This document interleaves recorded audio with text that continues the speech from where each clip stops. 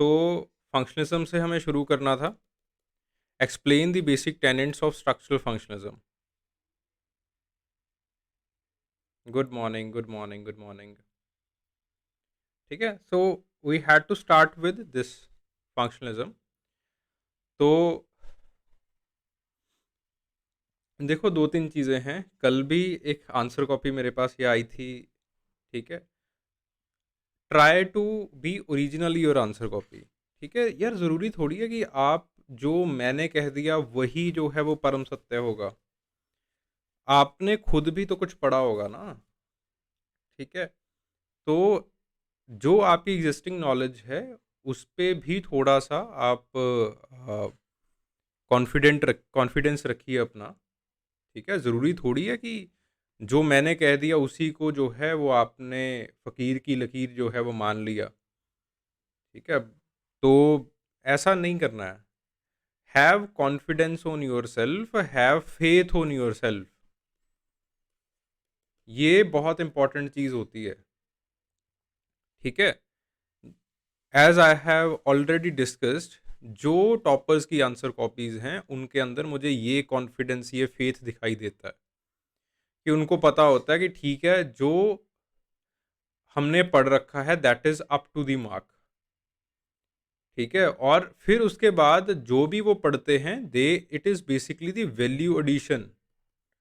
अगर आप मेरे ही आंसर मुझे चिपकाओगे तो यार क्या ही मतलब इसके अंदर क्या ही मेरिट है। ठीक है, जो कल मैंने पढ़ाया वही मुझे वापस सुना दिया कि हाँ हाँ ये पॉइंट्स हैं। ऐसा नहीं करना है। एटलीस्ट कुछ तो चेंज करो।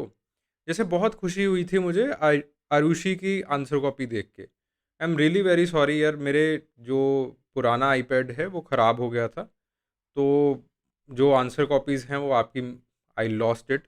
तो कोई दिक्कत नहीं है, दोबारा से मैं उन चीज़ों को चेक कर दूंगा।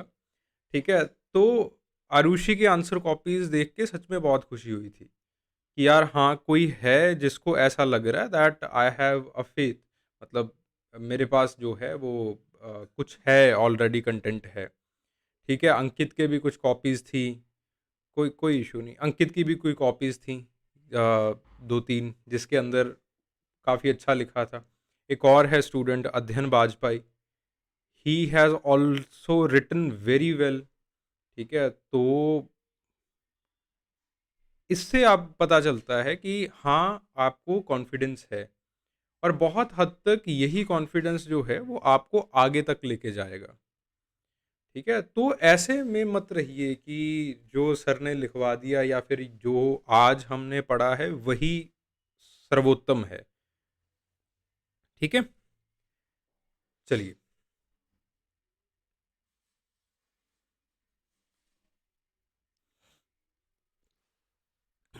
सो starting with this, explain the basic tenets of structural functionalism. Just give me a second.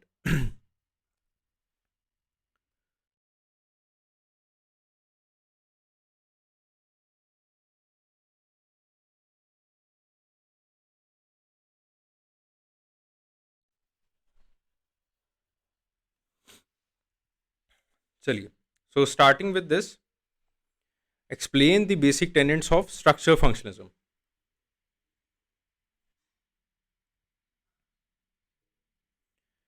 So structural functionalism, तो आपके पास जो है इसको मैं यहीं पे लिख देता हूँ पहले।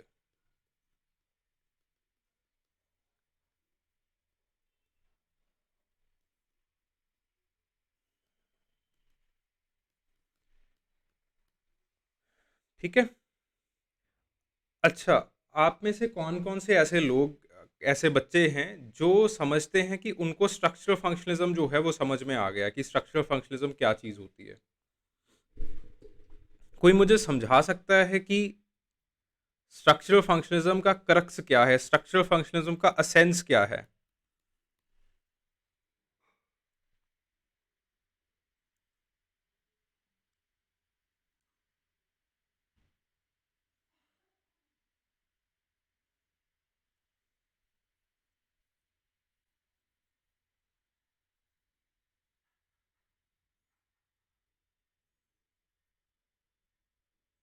कोई बता दे कि what is the essence of this.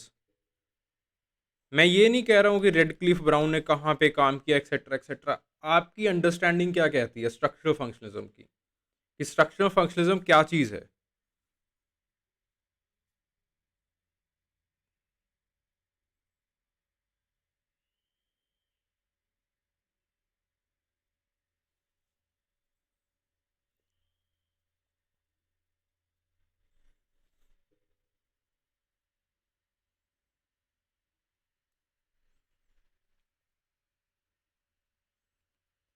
There are certain structures which make the society stability. अच्छा, कौन सी स्ट्रक्चर्स?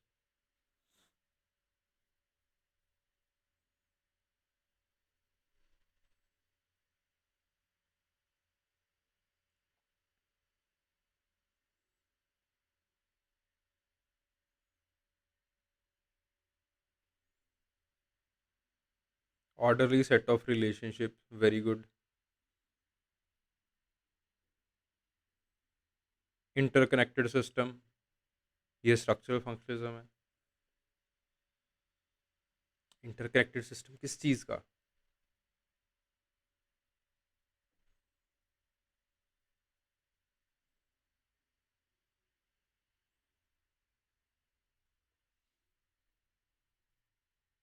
बताओ बताओ, शाबाश।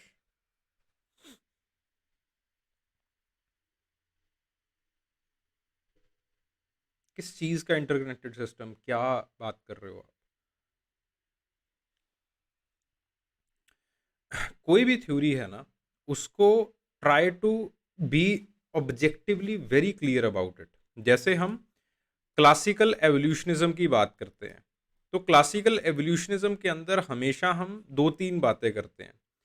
पहली चीज होती है हिस्टोरिकल रिकंस्ट्रक्शन, दूसरी चीज होती है कंपैरेटिव अप्रोच। हिस्टोरिकल रिकंस्ट्रक्शन मतलब हम पास को रिकंस्ट्रक्ट करेंगे, कंपैरेटिव अप्रोच को यूज करेंगे। कंपैरिजन किन चीज़ों का किया जाता है? दो चीज़ों का, कल्चरल सर्वाइवल्स का, और उसी के साथ एक और चीज़ होती है कल्चरल पैरेलल्स। ठीक है, दो चीज़ों का कंपैरिजन किया जाएगा। फिर उसके बाद अब इस तरह से आपको याद रखना है, देयर इज यूनिलिनियलिटी। ठीक है, and there are three stages, these three stages can be skipped. फिर उसके बाद आप अगला लाइन लिखते हो। तो इस तरह से then there are determinants of evolution. दो तरह के डिटर्मिनेंट्स हैं, इंटरनल डिटर्मिनेंट्स, एक्सटर्नल डिटर्मिनेंट्स। 1 2 3 4 5, पांच लाइंस में, पांच मोटे मोटे सेंटेंसेस के अंदर मैंने इसका क्रक्स जो है वो समझा दिया। कोई भी थ्योरी है, कोई भी थ्योरी, उसको इसी तरह से ऑब्जेक्टिवली आपने अपने दिमाग में रख के बैठना है। ठीक है, जैसे फॉर एग्जांपल मलिनोस्की हैं। मलिनोस्की कहते हैं that there are cultural traits, वो कल्चरल ट्रेड्स कल्चरल कम्प्लेक्सेस बनते हैं, वो कल्चरल कम्प्लेक्सेस कल्चरल इंस्टीट्यूशंस बनते हैं। पहला स्टेटमेंट। दूसरा स्टेटमेंट, अगर वो कल्चरल ट्रेड्स इंटरकनेक्ट होके इसके अंदर कल्चरल इंस्टीट्यूशन के अंदर इंटीग्रेट नहीं होंगे तो वो चले जाएंगे। ठीक है, दूसरा स्टेटमेंट। तीसरा स्टेटमेंट, एक कल्चरल इंस्टीट्यूशन एग्जिस्ट करता है क्योंकि वो आपकी ज़रूरतों को, नीड्स को ग्रेटिफाई करता है। ठीक है, ऐसे ही कल्चरल इंस्टीट्यूशंस एक दूसरे के साथ इंटीग्रेट करते हैं, तब आपकी जो सामाजिक ज़रूरतें हैं वो पूरी होती हैं। फिर उसके बाद चौथा पॉइंट, ये जो नीड्स हैं ये तीन तरह की होती हैं। ठीक है, primary, secondary, tertiary. Okay, got the point. तो यहां पे फिर उसके बाद अगर एक इंस्टीट्यूशन को देखा जाए तो इंस्टीट्यूशन के अंदर चार्टर होता है, इंस्टीट्यूशन के अंदर मटेरियल अपरेटस होता है, इंस्टीट्यूशन के अंदर रूल्स एंड रेगुलेशंस होते हैं। फिर इन सारी चीज़ों के ऊपर हम जो है वो एक्टिविटीज़ करते हैं और अपना जो फंक्शन है वो अदा किया जाता है। 1 2 3 4 5 6, 5 से 6 पॉइंट्स के अंदर बात खत्म। ठीक है, अब इन पॉइंट्स को I will substantiate with the help of examples. कोई भी एग्जांपल्स लेके मैं समझा दूंगा उन चीज़ों को, तो बात खत्म। मेरा जो मलिनोस्की है वो प्रिपेयर हो गया, कुछ छूटा ही नहीं मलिनोस्की के अंदर। हर एक चीज़ के बारे में मोटा मोटा मैंने लिख दिया यहाँ पे। तो जब भी किसी भी थ्योरी को प्रिपेयर करना है, ऐसे ही प्रिपेयर करना है कि आपकी उँगलियों के ऊपर रट जाए कि हाँ, हाँ, ये चीज़ें हैं। इसीलिए कहा जाता है कि स्टार्टिंग में जो कंटेंट है वो कम रखो, कॉन्फिडेंस ज़्यादा रखो, ठीक है?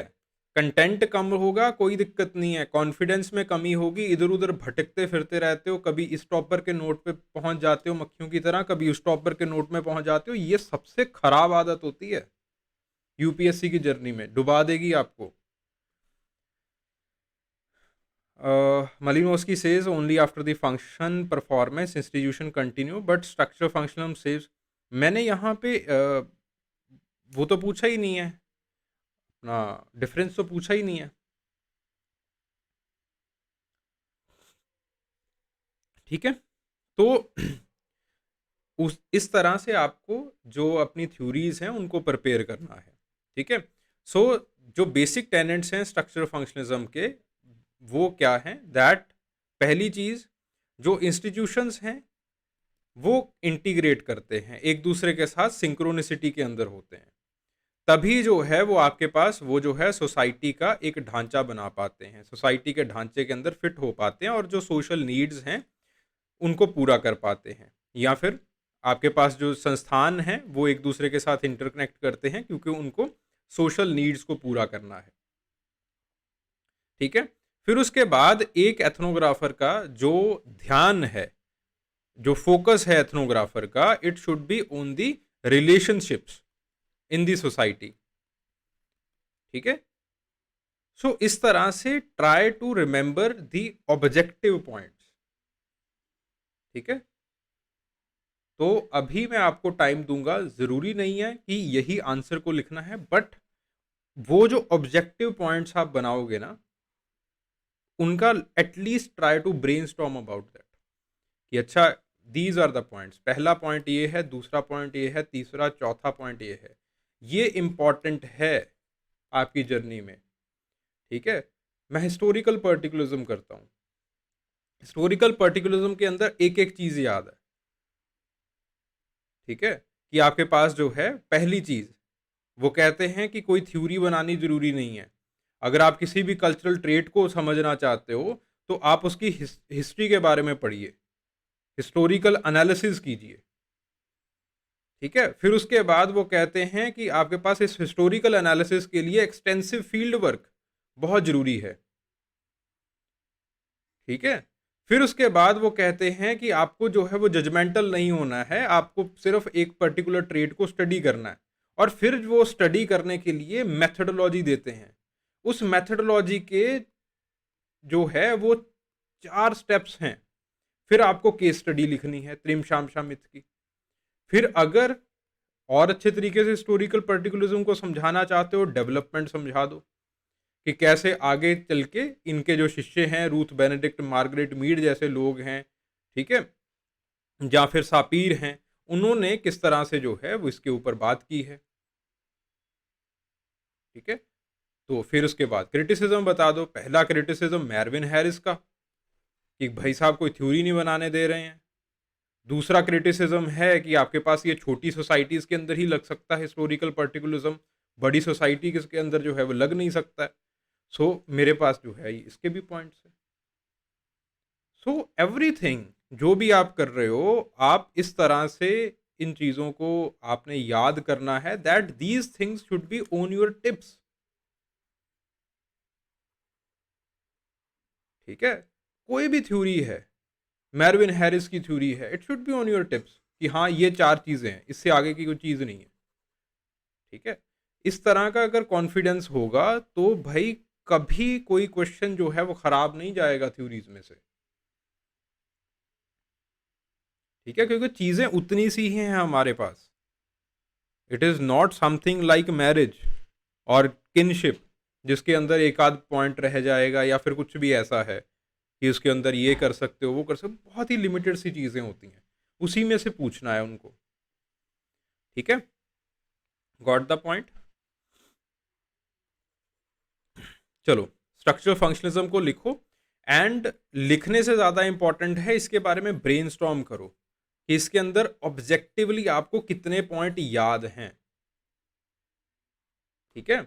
अगर ऑब्जेक्टिवली आपको पॉइंट याद नहीं है तो फिर जो है वो दिक्कत है। तो फिर आप इधर उधर घूमते हो, पॉइंट्स को रिपीट करते हो, उनको अ, मेरी ही चीज़ें मुझे वापस सुना देते हो, तो वो दिक्कत आती है।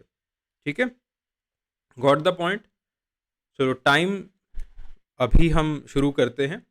ठीक है, 10 मिनट बाद आई रियूज्यूम इट, और चीज़ों को ब्रेनस्टॉर्म करके बैठना कि हाँ ये चीज़ें मुझे पता है, ये चीज़ें मुझे याद है। ठीक है, शुरू करते हैं फिर। ठीक है जी। Explain the basic tenets of structural functionalism. देखो, ये जो सारी की सारी थ्योरीज हैं, फंक्शनलिज्म आ गया, स्ट्रक्चरल फंक्शनलिज्म आ गया, ठीक है, और कई बच्चे साइकोलॉजिकल फंक्शनलिज्म लिखते हैं। It has all started from the work of Emile Durkheim. ठीक है जी। फिर उसके बाद स्ट्रक्चरल फंक्शनलिज्म के कुछ एस्पेक्ट्स को मलिनोस्की ने भी बनाया है। ठीक है, क्योंकि मलिनोस्की जो है वो थ्योरी ऑफ नीड्स देते हैं। थ्योरी ऑफ नीड्स तो समझते हो ना, कि आपके पास 3 तरह की नीड्स होती हैं, प्राइमरी, सेकेंडरी, टर्शरी। और इन 3 तरह की नीड्स को पूरा करने के लिए आपके पास जो है वो सोशल इंस्टीट्यूशंस हैं या फिर कल्चरल इंस्टीट्यूशंस हैं। और फिर जो है वो आपके पास वो कल्चरल इंस्टीट्यूशंस कैसे ये नीड्स को पूरा करते हैं वो समझाते हैं। और वो कहते हैं कि ये इंस्टीट्यूशंस एग्जिस्ट करते हैं क्योंकि आपकी नीड्स होती हैं। ठीक है, आपको ज़रूरत है इन कल्चरल इंस्टीट्यूशंस की, इसलिए ये कल्चरल इंस्टीट्यूशंस एग्जिस्ट करते हैं। ठीक है, तो एट द एंड मलिनोस्की हर एक चीज नीड्स के ऊपर रख देते हैं, और सबसे इंपॉर्टेंटली साइकोलॉजिकल नीड्स के ऊपर रख देते हैं। ठीक है, और सोशो साइकोलॉजिकल नीड्स, जैसे भी इस चीज को आप फ्रेज करना चाहो। ठीक है जी। तो आपके पास जो है वो मलिनोस्की क्योंकि यहाँ पे स्पेशलाइज हो जाते हैं, तो इसलिए हम इनको थोड़ा सा इस संगठन से हटा देते हैं, साइडलाइन कर देते हैं। लेकिन जो बेसिक टेनेंट्स हैं स्ट्रक्चरल फंक्शनलिज्म के, और as you call functionalism in your theory book, basic tenets दोनों के सेम हैं। दोनों ही सोसाइटी के उत्पत्ति को समझाते हैं, दोनों ही सोसाइटी को समझाते हैं सोसाइटी कैसे या फिर सोशल इंस्टीट्यूशंस कैसे इंटीग्रेट होकर काम करते हैं। दोनों ही ऐसे जो है वो सोसाइटी का जो ढांचा है, दोनों ही उस चीज़ को समझाते हैं अच्छे तरीके से, मलिनोस्की भी समझाते हैं। दोनों ही कल्चरल ट्रेड्स के ऊपर फोकस करते हैं। तो जो बेसिक चीजें हैं वो दोनों की ही सेम है। ठीक है, got the point. So introduce करते हैं हम that structural functionalism it's a sociological and anthropological theories, जो कि बेसिकली सोसाइटी को व्यू करता है as a complex system whose part work together to promote the stability and cohesion. ठीक है, this is the crux. Okay, कि आपके पास जो है वो सोसाइटी एक ऐसा कम्प्लेक्स सिस्टम है जिसके अंदर अलग अलग जो पार्ट्स हैं वो एक दूसरे के साथ काम कर रहे हैं ताकि सोशल कोहीजन जो है वो बना रह सके। ओके, ठीक है जी। फिर उसके बाद जो है इसका ओरिजिन कैसे होता है, ऑब्वियसली माइल्ड डर्काइम के काम से होता है। ठीक है, जो कि आपके पास सोसाइटी को एक बहुत बड़ी एंटिटी मानते हैं, that is basically larger than the individuals. ठीक है, लेकिन वो इंडिविजुअल से बनी होती है। फिर उसके बाद जो है वो आपके पास दो तरह के दो मेजर एंथ्रोपोलॉजिस्ट हैं, ए आर रेडक्लिफ ब्राउन, मलिनोस्की, जिन्होंने इसको बनाया। और रेडक्लिफ ब्राउन अलग से एक टर्म को इंट्रोड्यूस कर देते हैं खाली, जिसको इन्होंने स्ट्रक्चरल फंक्शनलिज्म कहा, और स्ट्रक्चरल फंक्शनलिज्म को हम रेडक्लिफ ब्राउन के पर्सपेक्टिव से पढ़ने लग गए। अब बात आती है टेनेंट्स की। पहला पॉइंट है इंटरडिपेंडेंस, कि जो अलग अलग पार्ट्स हैं सोसाइटी के वो एक दूसरे के ऊपर इंटरडिपेंडेंट रहते हैं। ठीक है, फिर मैंने केस स्टडी के साथ उसी टेनेंट को समझा दिया कि अंडमान आइलैंडर्स के अंदर उन्होंने समझाया है कि कैसे एक छोटी सी रिचुअल सेरेमनी करने के लिए भी पूरी सोसाइटी का संगठन बनाना पड़ता है। किसी की डेथ हो जाए तो आपके पास लेमेंट के लिए भी, लेमेंट का मतलब होता है रिचुअलाइज्ड वीपिंग। जब जो औरतें हैं वो इकट्ठा होती हैं सोसाइटी के अंदर और रोती हैं, दैट इज नोन एज लिमेंट। ठीक है, even for this activity also लोगों को इकट्ठा होना पड़ता है। ठीक है, उसके अंदर भी जो एक मैसेंजर होगा वो लोगों को बताएगा कि फलाने के घर में डेथ हो गई है, आपको सुबह आना है। ठीक है, फिर एक जो है वो आपके पास किसी खाना बनाने वाले को भी बुलाया जाता है, क्योंकि वो लोग जो संगठन बन रहा है जिनका, उनको खाना भी तो खिलाएंगे ना। ठीक है, तो इस तरह से अलग अलग जो इंस्टीट्यूशंस हैं, अलग अलग जो पार्ट्स हैं, अलग अलग जो लोग हैं, वो एक छोटी से छोटी एक्टिविटी के लिए भी एक दूसरे के ऊपर इंटरडिपेंडेंट होते हैं। तो एक दूसरे के साथ वो इंटरेक्ट करते हैं, और इसी वजह से सोशल स्टेबिलिटी, सोशल ऑर्डर बनता है। ठीक है, पहला जो पॉइंट है that is interdependence. Every part, every individual, every institution, it is interdependent on each other for a particular function और a particular activity in the society. ठीक है, तो आपके पास जो है second, the second point is function.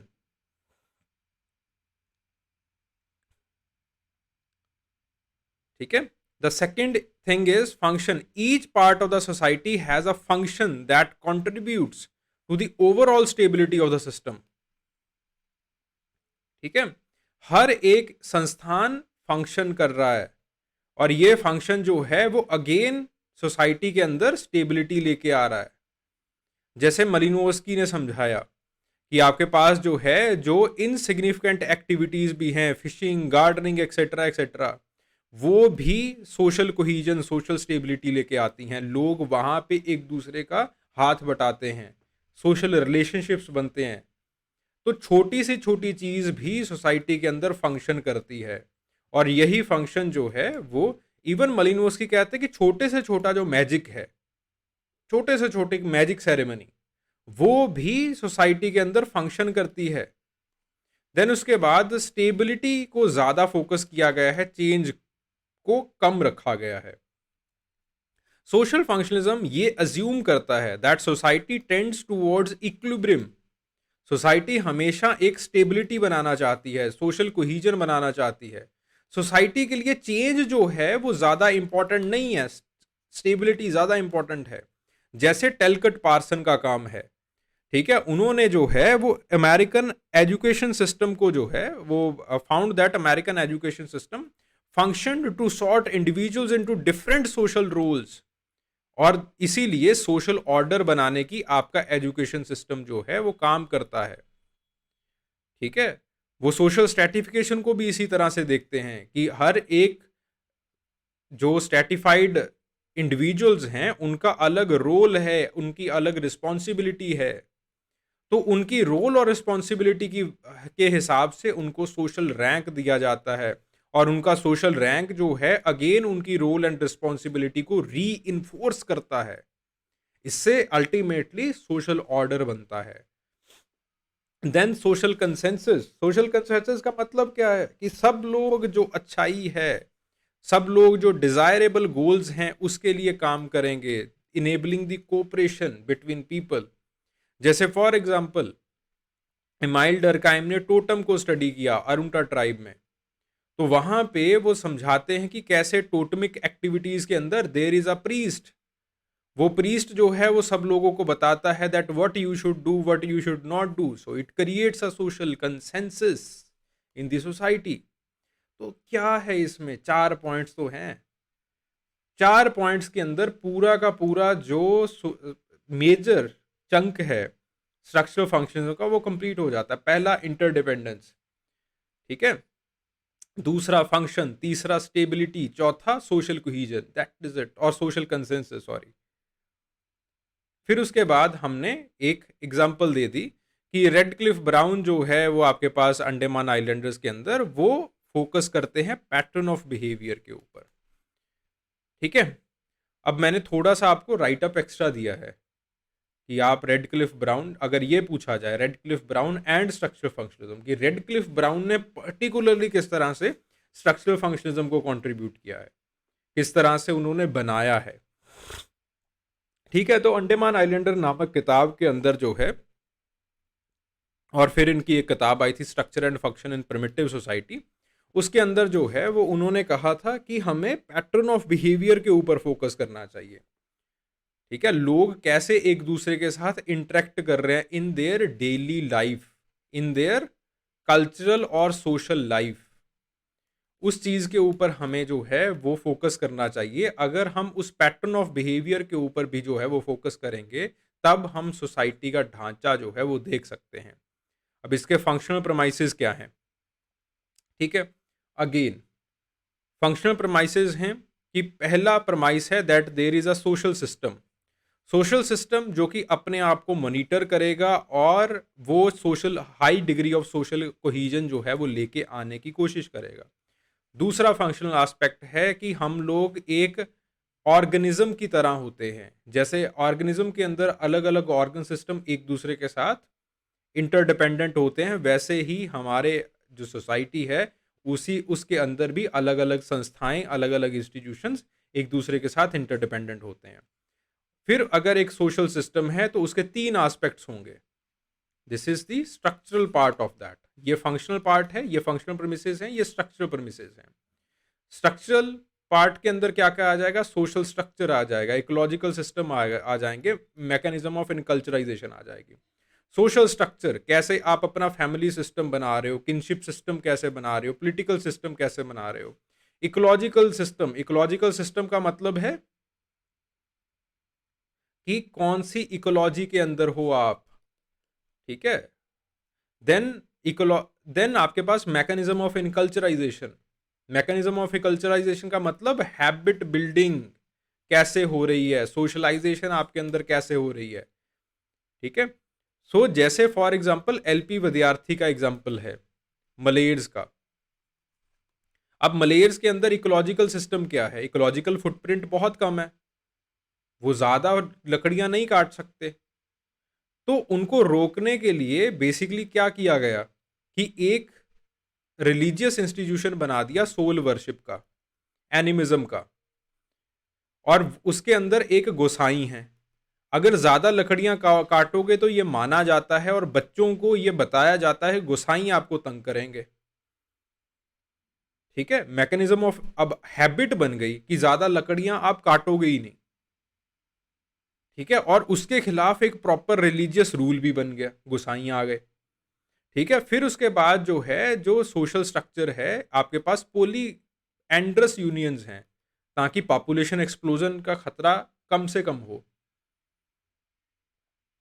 ठीक है, फिर उसके बाद जो पॉलिटिकल अथॉरिटी है या फिर जो रूल्स एंड रेगुलेशंस हैं, वो भी कुछ इस लॉज जो हैं वो भी कुछ इस तरह से बनाए गए हैं कि अगर ज्यादा लकड़ियां काटी गई या फिर जंगल को आग लगाई तो उसको सबसे ज्यादा दंडित किया जाता है। ठीक है जी, किनशिप जो है वो किनशिप नेटवर्क काफी छोटा रखा हुआ है लोगों ने, क्योंकि इतनी ज्यादा बड़ा नेटवर्क वो सस्टेन करना अफोर्ड नहीं कर सकते। ठीक है जी, गॉट द पॉइंट।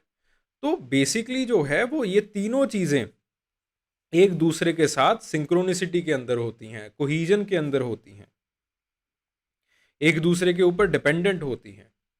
फिर उसके बाद वो फोकस करते हैं सोशल स्ट्रक्चर के ऊपर। सोशल स्ट्रक्चर के अंदर सोशल फॉर्म्स आ जाते हैं जो आइडल रिश्ते होने चाहिए आपके और आपके साथ वाले लोगों के। सोशल फंक्शन, कैसे एक जो है वो सोशल स्ट्रक्चर काम कर रहा है, सोशल कंटिन्यूटी बना रहा है।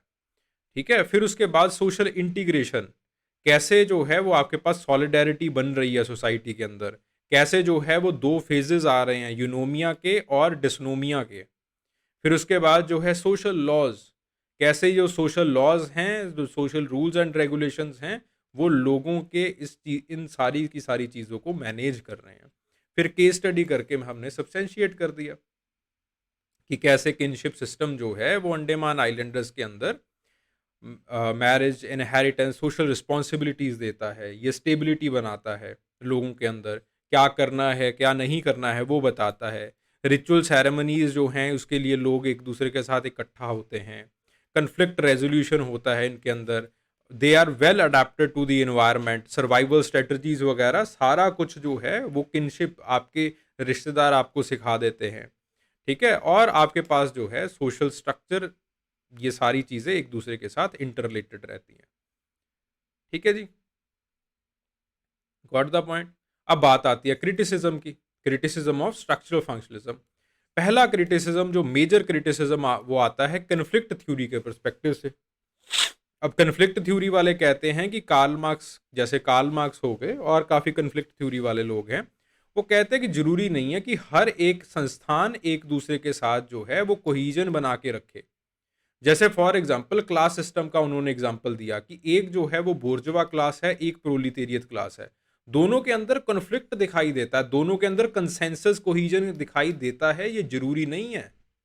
दोनों के अंदर बहुत बार कन्फ्लिक्ट हो जाता है, और वो कन्फ्लिक्ट ही इवेंचुअली सोसाइटी को ट्रांसफॉर्म करता है, और सोसाइटी स्टेबल ही रहे हमेशा, ये जरूरी तो नहीं। ठीक है, फिर उसके बाद बात आती है सिंबॉलिक इंटरेक्शनिस्ट पर्सपेक्टिव की।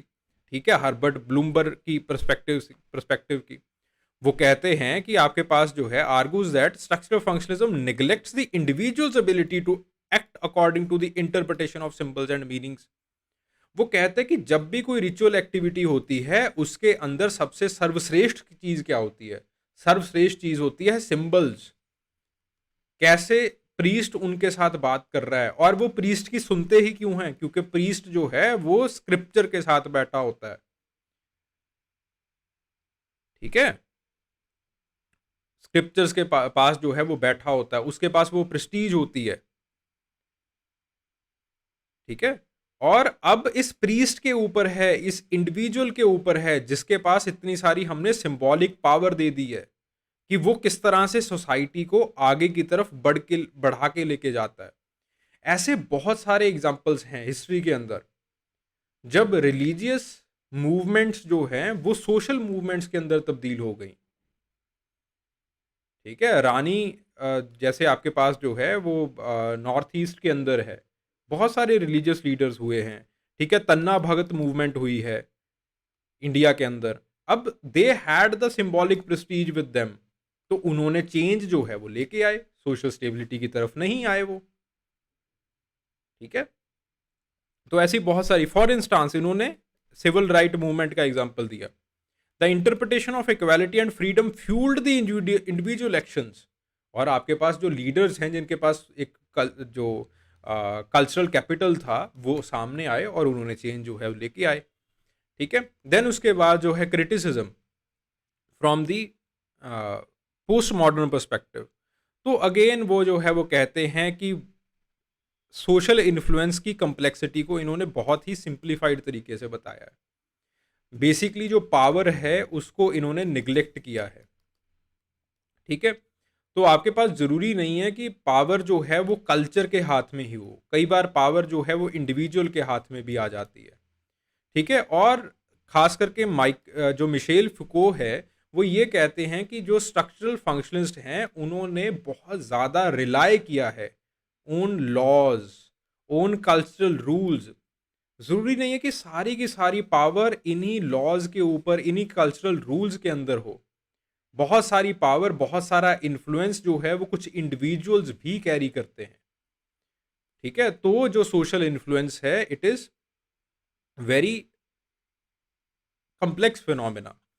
ठीक है, जैसे फॉर एग्जांपल उनका एक काम है जिसके अंदर उन्होंने प्रिजन्स को एनालाइज किया है, और उनके काम का नाम है डिसिप्लिन एंड पनिशमेंट। उसके अंदर उन्होंने बताया है कि कैसे पावर जो है वो अपना इन्फ्लुएंस शो करती है। He discussed that how the power isn't concentrated in the few central structures, but rather dispersed through the society and complex networks. ठीक है, तो आपके पास देन उसके बाद इंडिविजुअल एजेंसी को निग्लेक्ट किया है, जैसे गिडेंस का काम है। एक इंडिविजुअल के पास कई बार इतनी सारी ताकत होती है कि वो सोशल स्ट्रक्चर को, सोशल प्रैक्टिसेस को शेप कर सके। फिर उसके बाद बात आती है ब्रॉन्सा मलिनोस्की की।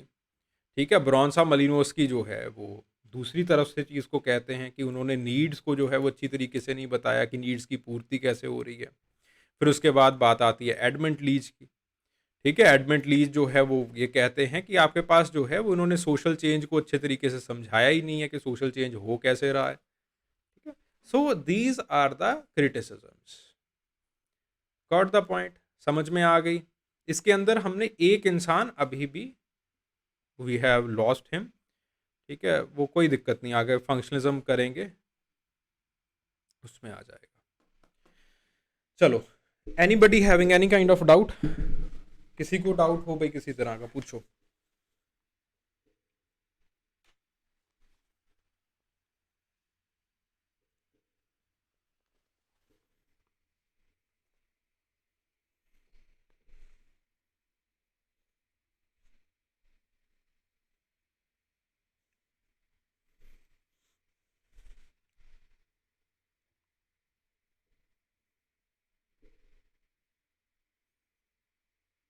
क्लियर है भाई सब कुछ?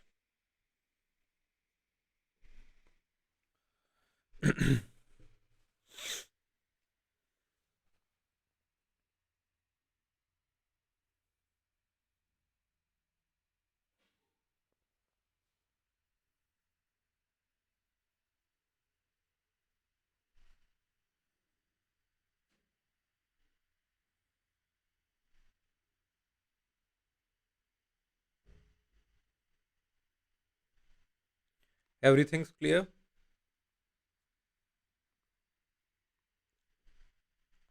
भाई हाँ या ना बोलो। अगर कुछ डाउट है तो भाई पूछ सकते हो। जब क्रिटिसिज्म लिखने हैं तो इसी तरह से लिखने हैं आपको यार। उन चीज़ों का कोई ज़्यादा नंबर नहीं होता है, और कम से कम क्रिटिसिज्म जो है वो, अब यूपीएससी क्वेश्चन कैसे पूछ रही है, पर्टिकुलरली क्रिटिसिज्म से क्वेश्चन पूछती है। अब लेट से क्वेश्चन आपसे पूछा गया कि क्रिटिकली एग्जामिन, और ये सिर्फ यूपीएससी का हाल नहीं है, एचसीएस, एचपीएस, ये सारे एग्जामिनेशन जो स्टेट लेवल के भी हैं वो भी ऐसे ही पूछते हैं, critically examine structural functionalism of red Cliff brown. ठीक है, तो उसके अंदर क्रिटिसिजम्स आर वेरी इंपॉर्टेंट, लेकिन आपने वो प्रिपेयर नहीं कर रखे होते। जब भी कोई चीज़ को प्रिपेयर करो तो होलिस्टिकली आपको पता होना चाहिए उसके बारे में। ठीक है, चलो बहुत बढ़िया, आगे चलते हैं। राइट, अच्छा, the next question is right a short note on functionalism.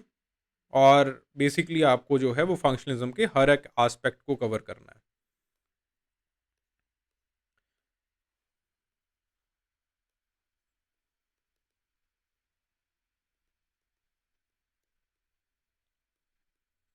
Note on functionalism, और फंक्शनलिज्म के हर एक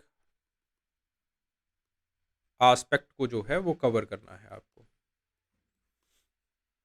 ठीक है, अब पहले ये बताओ that how many tenants of functionalism do you know?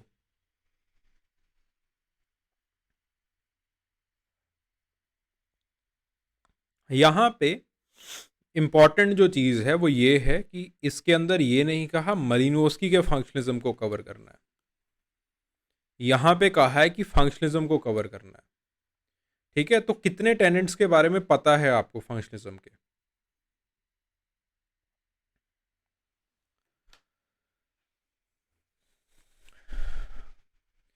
ऐसे जो क्वेश्चंस होते हैं दे बेसिकली चेक कि कितना असल में जानते हो आप लोग।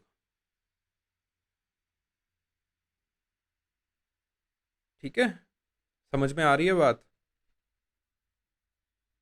कि कितना सच में आपको डिसिप्लिन के बारे में पता है। क्योंकि ऐसे क्वेश्चन वही इंसान लिख सकता है जिसने डिसिप्लिन को अच्छी तरह से कवर किया है।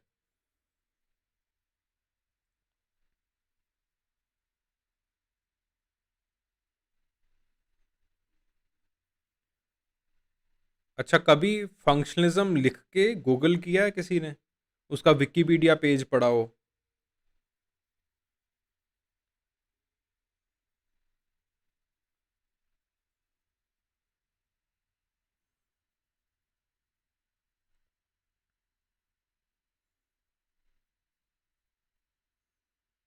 नहीं यार, ये तो सबको ही पता है, साइकोलॉजिकल फंक्शनलिज्म, स्ट्रक्चरल फंक्शनलिज्म, इसके टेनेंट मतलब इसके एडवोकेट्स कौन कौन है, नाम बताओ मुझे। और उनकी जो थ्योरी के क्रक्स है, जैसे Malinowski psychological functionalism, Radcliffe Brown structural functionalism.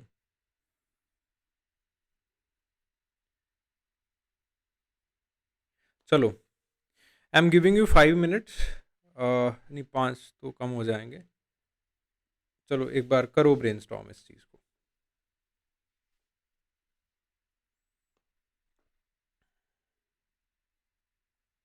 अच्छा, पहले तो मुझे ये बताओ that are these questions, write a short note on functionalism covering each aspect of functionalism.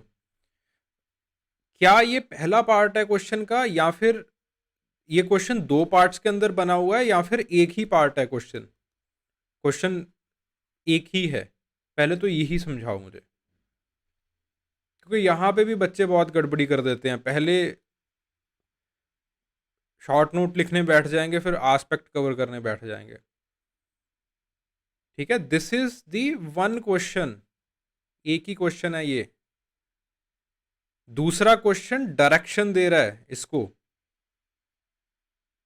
ठीक है, दैट आपको एक शॉर्ट नोट लिखना है फंक्शनलिज्म के ऊपर, और उसके अंदर, उस शॉर्ट नोट के अंदर फंक्शनलिज्म के हर एक एस्पेक्ट को कवर करना है। ठीक है, ये है क्वेश्चन।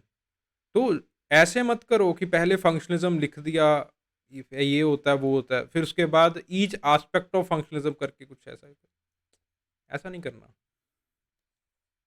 ठीक है, synopsis are way different. Synopsis का मतलब होता है कि इसके अंदर मैंने वो चीज़ें भी लिख रखी हैं जो आगे आने वाले टाइम में आपसे पूछी जा सकती हैं। जैसे अब क्रिटिसिज्म को मैंने पूरा एक पेज का लिखा हुआ है, पेज से ज़्यादा का होगा, 1.5 पेज का होगा ये।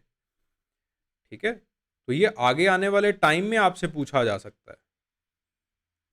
सही है ना, समझ में आ रही है?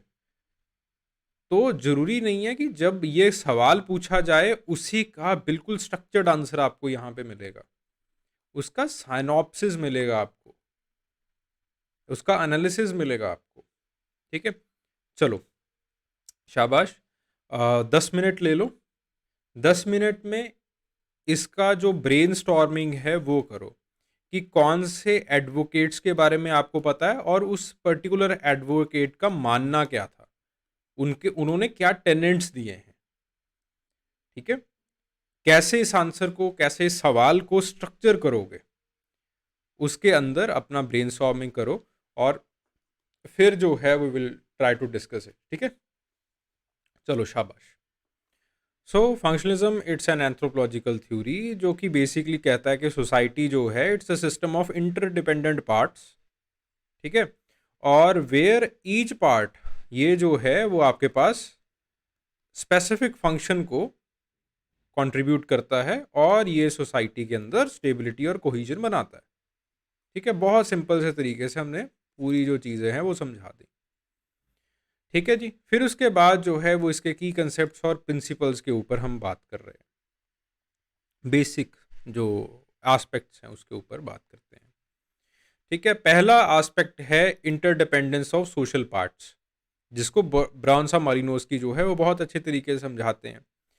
वो जैसे समझाते हैं कि कुला ring exchange system demonstrates this interconnectedness, कि कैसे जो है वो आपके पास एक सिंपल एक्सचेंज सिस्टम से जो आपका सोशल सिस्टम है, या फिर जो आपका सोशल स्टेटस है वो कनेक्टेड होता है। इसी सोशल स्टेटस से आपका पॉलिटिकल सिस्टम वो कनेक्टेड होता है, और इसी एक्सचेंज के दौरान एक इकोनॉमिकल एक्सचेंज भी होता है, तो ट्रेड भी जो है वो इसी के साथ कनेक्टेड होती है। सो एक छोटा सा दिखने वाला सेरेमोनियल एक्सचेंज सिस्टम, जिसके अंदर जनरली लोग एक दूसरे के साथ मिलते हैं, वो सोशल सिस्टम भी बना रहा है, वो आपका सोशल स्ट्रक्चर बना रहा है, वो आपका सोशल स्टेटस बना रहा है, वो पॉलिटिकल सिस्टम बना रहा है, वो एक्सचेंज सिस्टम बना रहा है। ठीक है, तो इस तरह से एक छोटी से छोटी चीज भी आपकी बहुत बड़ी एक्टिविटीज के साथ जो है वो जुड़ी होती है। पहला चीज है इंटरडिपेंडेंस। दूसरा है सोशल स्टेबिलिटी और सिस्टम स्टेबिलिटी, यानी कि सिस्टम जो है वो या फिर सोशल सिस्टम जो है वो अपने आप को स्टेबल मैनर के अंदर मॉनिटर करता है। ठीक है, तो आपके पास जो है functionist suggest that society strive towards stability and balance और इक्विलिब्रियम। ऐसा नहीं है कि सोसाइटी का इक्विलिब्रियम कभी हिलेगा नहीं, लेकिन सोसाइटी के अंदर there are certain social mechanisms, जैसे आपके पास रूल्स हो गए, लॉज हो गए, कस्टम्स हो गए, वो इस सोशल सिस्टम को, वो इस सोशल कोहीजन को, वो इस आ, जो आपके पास इसका जो इक्विलिब्रियम है उसको मेंटेन करके रखेंगे, स्टेबिलिटी मेंटेन करके रखेंगे। फिर उसके बाद जो है वो जो function it serves the social needs. So functionist argue that the social structures, ये जो है वो एक स्पेसिफिक सोशल सोसाइटल नीड्स को मीट करते हैं। यहाँ पे आप मलिनोस की एग्जांपल भी ले सकते हो, मैंने माइल्ड डर्काइम का एग्जांपल लिया है कि कैसे जो है वो टोटमिज्म, जो एक टोटम की वर्शिप है, वो सोशल कोहीजन बना के रखती है एक ऐसी सोसाइटी के अंदर जहाँ पे इंटरडिपेंडेंस बहुत कम है। हंटिंग गैदरिंग सोसाइटी है, अब जैसे आपकी सोसाइटी है, आपकी सोसाइटी के अंदर इंटरडिपेंडेंस है। आप मेरे ऊपर इंटरडिपेंडेंट हो, मैं आपके ऊपर इंटरडिपेंडेंट हूँ। आप नहीं आओगे ये क्लास नहीं लगेगी, ये क्लास नहीं लगेगी मेरा घर कैसे चलेगा, काइंड ऑफ थिंग। ठीक है, लेकिन जो हंटिंग गैदरिंग सोसाइटीज होती हैं, सिंपल सोसाइटीज होती हैं, उसमें ऐसा इंटरडिपेंडेंस नहीं है। सब लोग जो है वो इंडिविजुअल बेसिस के ऊपर रह सकते हैं, but still there is social cohesion. जैसे टोटमिज्म जो है वो आता है उसमें। अब टोटम की पूजा के लिए सब लोग इकट्ठे होते हैं, प्रेम भाव से इकट्ठे होते हैं, तो उनके अंदर जो है सोशल कोहीजन, मॉरल गाइडेंस जो है वो बिल्टअप हो जाता है। फिर उसके बाद जो है वो हर एक चीज का एक फंक्शनल प्री रिक्विजिट होता है। अगर इंस्टीट्यूशन को एग्जिस्ट करना है तो इंस्टीट्यूशन को ये चार चीजें पूरी करनी होंगी। It should B adaptive, it should have goal attainment, it should have integration and it should have latency. AGIL schema कहते हैं हम इसको। ये चार चीजें हर एक संस्थान के अंदर, हर एक इंस्टीट्यूशन के अंदर होगी। सो पार्सन का ये जो है AGIL स्कीमा है, इसके अंदर वो कहते हैं कि हर एक इंस्टीट्यूशन अपने एनवायरनमेंट से वेल अडेप्टेड हो। जैसे मैरिज का संस्थान है, मलेर के अंदर पोलीएंड्रस मैरिज की जाती है, तो that is well adapted to the environment. आपके अंदर मोनोगैमस मैरिज की जाती है, that is well adapted to your environment. ठीक है, फिर उसके बाद जो है वो गोल अटेनमेंट होना चाहिए। जैसे marriage, it is for the sexual gratification and your social needs, तो इसका अगर वो अटेनमेंट करेगा तभी वो सोशल इंस्टीट्यूशन जो है वो रह पाएगा अच्छे तरीके से। ठीक है, तभी वो जो है वो बन पाएगा। फिर उसके बाद जो है integration, it should be well integrated with the other parts. Marriage जो है वो सोसाइटी के साथ वेल इंटीग्रेटेड हो। अगर मैरिज सोसाइटी के साथ वेल इंटीग्रेटेड नहीं है, जैसे फॉर एग्जांपल आजकल हम सेम सेक्स मैरिज की बात कर रहे हैं, ये सोसाइटी के साथ वेल इंटीग्रेटेड नहीं है, तो eventually it will struggle to exist. Then उसके बाद जो है वो बात आती है लिटेंसी की। लिटेंसी का मतलब क्या है? It should maintain the pattern and the values of the society. जो सोसाइटी वैल्यूज आपको सिखा रही है वो सारी की सारी चीज़ें जो है वो इसके अंदर, जैसे फैमिली है, ठीक है, सोसाइटी अगर नॉन वायलेंस सिखा रही है तो फैमिली के अंदर भी सोशलाइजेशन में जनरली नॉन वायलेंस ही सिखाया जाएगा। मार कुटाई नहीं करनी है किसी की, ये चीज़ें को सिखाया जाएगा। ठीक है, तो आपके पास जो है ये सारे के सारे जो पैटर्न्स हैं, वैल्यूज जो सोसाइटी दे रही है, वो सारे के सारे उनके अंदर होने चाहिए, आपके इंस्टीट्यूशन के अंदर, संस्थान के अंदर भी होने चाहिए। सो फंक्शनल प्री रिक्विजिट्स हैं कुछ। देन उसके बाद there are two kinds of functions according to Robert K Merton. ठीक है, there is latent function, there is manifest function. Manifest function जो कि आपको दिखाई दे रहा है, ठीक है। लेटेंट फंक्शन ऐसा फंक्शन होता है जो कि आपको दिखाई नहीं देता, जब आप डीप एनालिसिस करोगे तभी जाके उन चीज़ों के बारे में आपको पता चलेगा। जैसे फॉर एग्जांपल होपी इंडियंस के अंदर रेन डांस है, तो रेन डांस का जो एक मैनिफेस्टेड फंक्शन है वो तो हमें दिखाई दे रहा है कि वो सब लोग इकट्ठे होके जो है वो रेन के लिए प्ली कर रहे हैं भगवान से, या फिर कोई भी जो है वो सुपरनैचुरल फोर्स से। ठीक है। So the plea for rain it is the manifested function. But on the other hand जब वो इकट्ठे होकर नाचते हैं तो इससे जो है वो कम्युनिटी की सॉलिडेरिटी और कल्चरल आइडेंटिटी भी उनके अंदर आती है। फिर उसके बाद जो है वो डिसफंक्शंस। जरूरी नहीं है कि हर एक इंस्टीट्यूशन फंक्शन कर रहा हो। जैसे आपके पास पॉलिटिकल ऑर्गेनाइजेशन, इसका उत्थान, इसकी शुरुआत हुई थी ताकि ये लोगों की जो कम्युनल एक्टिविटीज हैं उनको ये लीडर कर सके। ठीक है। जैसे फॉर एग्जांपल रिलीजन, रिलीजन की शुरुआत हुई थी कि ये लोगों के अंदर सोशल सॉलिडेरिटी, लोगों के अंदर प्रेम भाव जो है वो पैदा कर सके। अब रिलीजन जो है वो कम्युनलिज्म फैला रहा है, ये दंगे भी भड़का रहा है। ठीक है। रिलीजन और पॉलिटिक्स दोनों मिलके जो है वो आपके पास कम्युनल रॉयट्स करवा रहे हैं। ठीक है। सो ये सॉलिडेरिटी तो क्या ही बढ़ानी थी, इसने सोसाइटी को खराब करना स्टार्ट कर दिया दोनों ने मिलके। वही चीज जो है वो रॉबर्ट के मर्टन भी कहते हैं। ठीक है। In his analysis of political corruption, कि अब जरूरी थोड़ी है कि हर एक, कई बार एक इंस्टीट्यूशन इतना ज्यादा इस्टेब्लिश हो जाता है कि जब वो डिसफंक्शनल भी हो जाए, जैसे पॉलिटिक्स के अंदर करप्शन आ चुकी है, वो फिर भी वहीं पे रहेगा। ठीक है। चाहे वो आपकी नीड्स को मीट ना भी करे फिर भी वो वहीं पे रहता है। ठीक है। Very important, very very important. ये एक ऐसा टेनेंट है जिसने पिछले सारे टेनेंट्स को खारिज कर दिया लेकिन फिर भी फंक्शनलिज्म का एक हिस्सा बनता है। ठीक है। फिर उसके बाद क्रिटिसिज्म आ गए। Criticism they are same. Over emphasis on stability, जो कि कन्फ्लिक्ट थ्योरिस्ट ने किया। फिर उसके बाद नेग्लेक्ट ऑफ इंडिविजुअल नीड्स, जो कि ब्लूमबर ने किया। फिर उसके बाद जो है वो सोशल कंसेंसस का एक्स्ट्रा अजम्पशन कर लेना, ठीक है, जो कि फुको ने किया कि कैसे जो है वो आपको प्रिजन जैसे संस्थान भी बनाने पड़ जाते हैं और जिसके अंदर जो है वो आपके पास पावर बहुत ही कॉम्प्लिकेटेड वे के अंदर अपना पैटर्न जो है वो ज्यूम करती है। ज़रूरी नहीं है कि सारी की सारी पावर उसके अंदर जेलर के पास हो। प्रिजन के अपने रूल्स एंड रेगुलेशंस रहते हैं, तो पावर जो है वो वहाँ पे जेलर के पास भी होती है, एक कंसंट्रेटेड पावर होती है, और पावर जो है वो वहाँ पे एक छोटे छोटे पावर सेंटर्स के पास भी होती है, और पावर उनके कल्चर के अंदर भी होती है।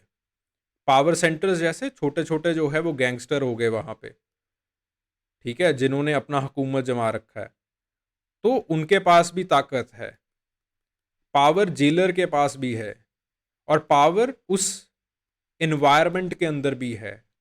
वो एनवायरनमेंट, जेल का एनवायरनमेंट, जेल के ट्रेडिशंस, दे आर डिफरेंट, और वो आपको बताते हैं कि आपको कैसे बिहेव करना है, आपको कैसे चलना है, सर कहाँ पे उठाना है, सर कहाँ पे झुकाना है।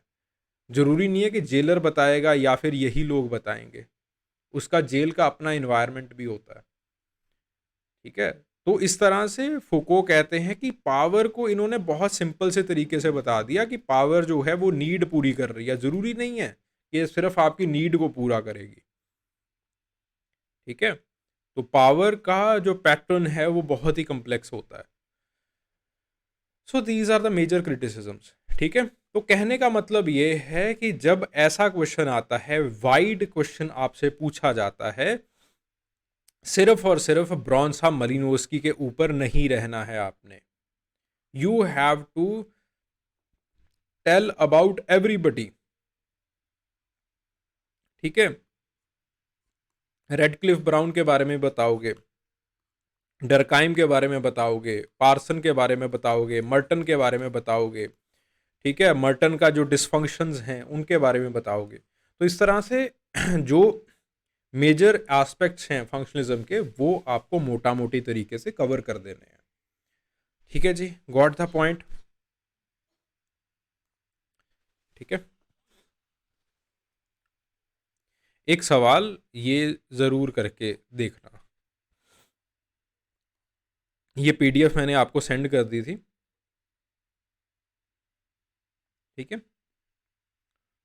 इसको जो है वो आप ज़रूर करके देखना इस सवाल को। Discuss the approaches of Radcliffe Brown and Evans Pritchard on comparative method in anthropological research. इसको ज़रूर देखना है। ठीक है। This question it can be repeated. Evans Pritchard कितना टाइम हो गया किसी ने पूछा नहीं है। ठीक है। तो इवन पिक्चर्ड का मेथड कम से कम पता हो। नुवार की स्टडी बार बार आ जाती है इवन पिक्चर्ड की, ठीक है, सेगमेंट्री लीनिएज के अंदर पूछी जाती है नुवार्स की स्टडी, आपको याद होगा, ठीक है। सेगमेंट्री लीनिएज में हम दो स्टडीज़ की बात करते हैं, तिव की स्टडी बाय लारा बोहनन और दूसरी होती है नुवार की स्टडी बाय इवन पिक्चर्ड, ठीक है। लारा बोहनन एक फंक्शनिस्ट थी, फिर उसके बाद पोस्ट मॉडर्निस्ट हो गई, तो ये जो है वो इनका थोड़ा सा डिफरेंट रहता है। नुवार की स्टडी हम बड़े मज़े से लिखते हैं कि कैसे सेगमेंट्री लीनिएज एक्सेट्रा होता है, ठीक है। सो वो क्वेश्चन बार बार पूछा जा रहा है, लेकिन ये इनके कंपैरेटिव मेथड या फिर जो इनकी मेथडोलॉजी है इवन पिक्चर्ड की, उसके ऊपर कभी क्वेश्चन नहीं आया, तो भाई इसको ज़रूर रीड कर लेना एक बार, ठीक है। और अगर कोई दिक्कत आ जाए तो पूछ लेना, इसके अंदर ग्रुप के अंदर पूछ ज़रूर लेना, ठीक है। और अगर मुझे ज़रूरत पड़ती है अगली क्लास के अंदर डिस्कशन करने की इस सवाल के ऊपर, तो हम डिस्कस भी कर लेंगे, कोई दिक्कत नहीं है। ओके, पीडीएफ ऑलरेडी आपके पास है, यहाँ तक ही पढ़ना है, ठीक है। कल्चरल पर्सनैलिटी स्कूल से हम आगे शुरू करेंगे, ठीक है। मरीनोस की कंट्रीब्यूशन खुद पढ़ लेना, क्या क्या हैं, बहुत सिंपल हैं, पता है आप सब लोगों को, ठीक है जी। फिर उसके बाद री एग्जामिनेशन है मरीनोस्की का, वही सेम चीज़ है, और क्रिटिकल एवेल्यूएशन है।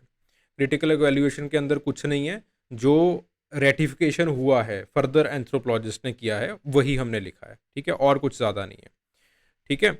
रेटिफिकेशन फर्दर एंथ्रोपोलॉजिस्ट का खास करके मार्शल सालिन इसमें ज़रूर पढ़ना। फिर उसके बाद मलिनोस्की की थ्योरी ऑफ नीड है, ये आप बच्चों को अच्छे तरीके से पता है, ठीक है। और स्ट्रक्चरलिज्म, चलो कल हम स्ट्रक्चरलिज्म से शुरू करेंगे, ठीक है। स्ट्रक्चरलिज्म प्लीज़ पढ़ के आना, आप लोग पढ़ते नहीं हो, ठीक है।